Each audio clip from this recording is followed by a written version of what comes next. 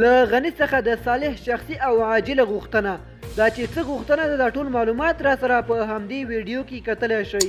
سلام، ستړي مه شئ. په AFG پلس چینل کې درته ښه راغلاست وایم. AFG پلس چینل تل ستاسو په چوپړ کې، نو همدا اوس در سره چینل سبسکرایب کړئ.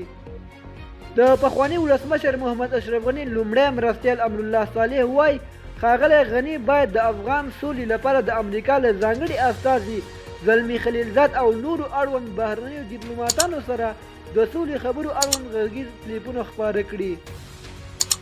ښاغلی صالح په یو ټویټر پیغام کې وایي د دې لپاره چې ټوله پیړه پر افغانانو واچول کیږي او داسې پروپاګند کیږي چې ګواه کې دا د افغانانو تېروتنه وه او ده باید په ځانګړې توګه د جولای اګست میاشتو کې دغه غږیز کلیپونه خپاره شي.